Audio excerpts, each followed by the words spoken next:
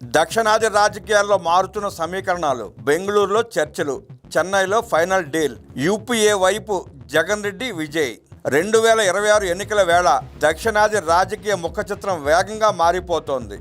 ముఖ్యంగా తెలుగు రాష్ట్రాలు, తమిళనాడుకు చెందిన అగ్ర నేతలు ఇప్పుడు హస్తం పార్టీ వైపు మొగ్గు చూపుతున్నట్లు వస్తున్న వార్తలు జాతీయ రాజకీయాల్లో ప్రకంపనలు సృష్టిస్తున్నాయి. Karnataka deputy CM DK Shivakumar ద్వారా గత కొంతకాలంగా సాగిస్తున్న రాయబారం ఎట్టకేలకు ఒక కొలిక్కి వచ్చినట్లు కనిపిస్తోంది. బెంగళూరు వేదికగా మొదలైన మంతనాలు ఇప్పుడు చెన్నైలో ఫైనల్ డీల్ దిశగా సాగుతున్నాయి. ఒకవైపు జగన్ను, మరోవైపు తమిళనాడులో క్రేజీ స్టార్ గా మారిన విజయ్ను కూటమిలోకి తీసుకురావడంలో డీకే కీలక పాత్ర పోషిస్తున్నట్లు సమాచారం.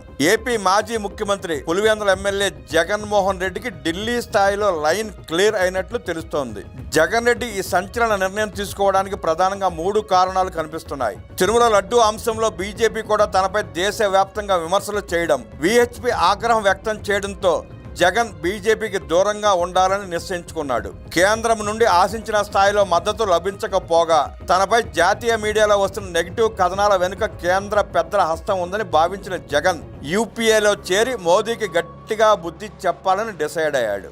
మరోవైపు కాంగ్రెస్తో దళపతి విజయ్ దోస్తి. తమిళనాడులో కొత్తగా పార్టీ పెట్టిన విజయ్ కాంగ్రెస్ వైపు మొగ్గు చూపుతుండటం విశేషం. పెరియార్, అంబేద్కర్లతో పాటు కాంగ్రెస్ దిగ్గజం కామరాజ్ సిద్ధాంతాలను విజయ్ తన పార్టీ ఎజెండాలో చేర్చుకున్నాడు. ఇది కాంగ్రెస్ తో పొత్తుకు మార్గం సుగమం చేసింది. డిఎంకేతో పొత్తు విషయంలో కాంగ్రెస్ నేతలు కొంత అసంతృప్తిగా ఉన్న తరుణంలో విజయ్ పార్టీ కాంగ్రెస్ కు పవర్ షేరింగ్ ఆఫర్ చేయడం చర్చనీయాంశంగా మారింది. చెన్నై వేదికగా తమిళనాడు సీఎం స్టాలిన్ మరియు విజయ్లతో జగన్ జరిపిన చర్చలు విజయవంతమయ్యాయని, వీరంతా కలిసి దక్షిణాదిలో ఒక లౌకిక కూటమిని నిర్మించబోతున్నారని తెలుస్తోంది. త్వరలోనే జగన్ రెడ్డి ఢిల్లీలో సోనియా గాంధీని కలిసి దీనిపై అధికారికంగా క్లారిటీ ఇచ్చే అవకాశం ఉంది.